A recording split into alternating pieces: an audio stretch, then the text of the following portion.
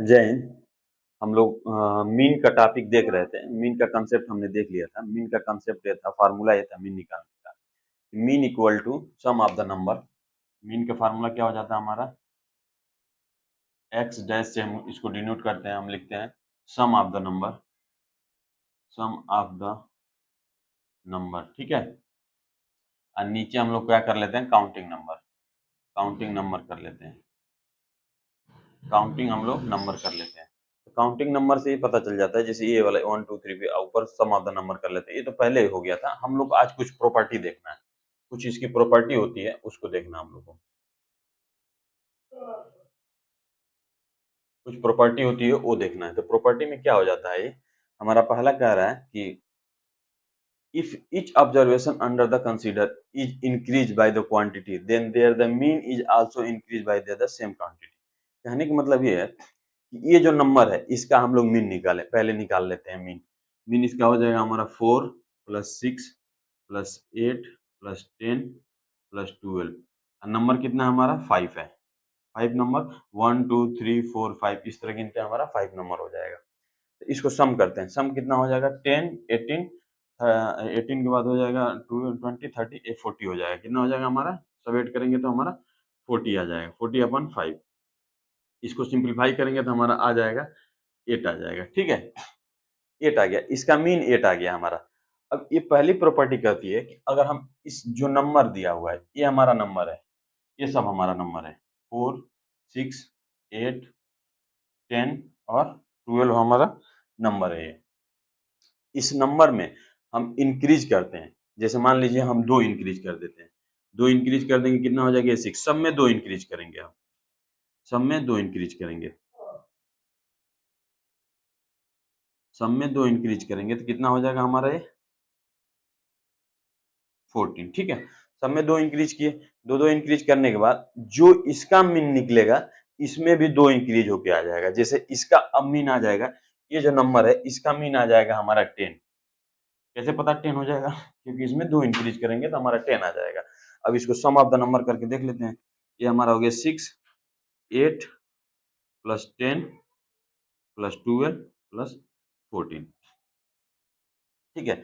अब क्या करते हैं, यहाँ पे 5 से डिवाइड कर देते हैं।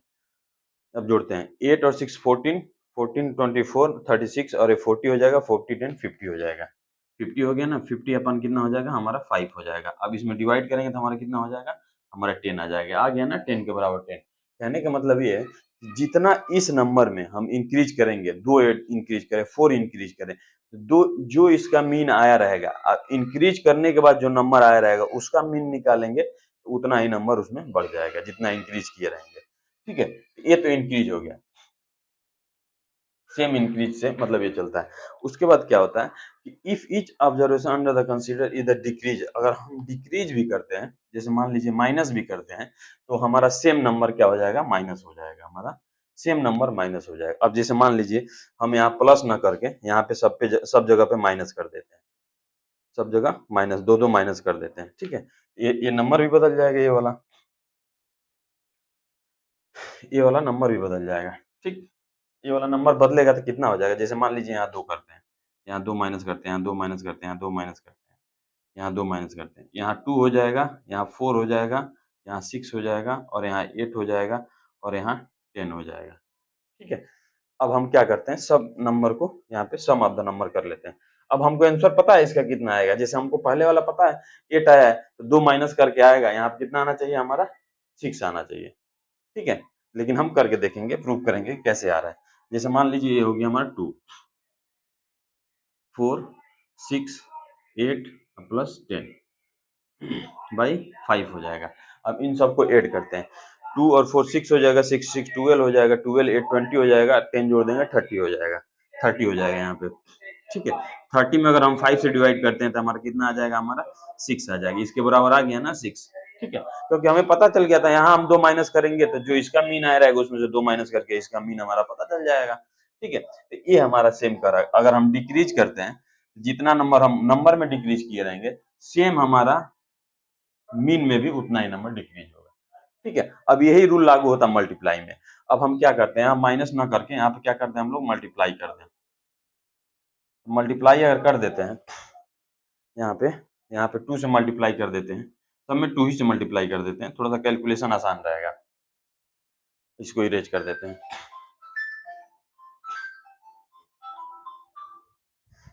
यहाँ पे क्या हो जाएगा, इसका मल्टीप्लाई करेंगे तो 4 2 जाए 8, इसका मल्टीप्लाई करेंगे तो 12, इसका मल्टीप्लाई करेंगे तो 16, इसका मल्टीप्लाई करेंगे तो 20, इसका मल्टीप्लाई करेंगे तो 24।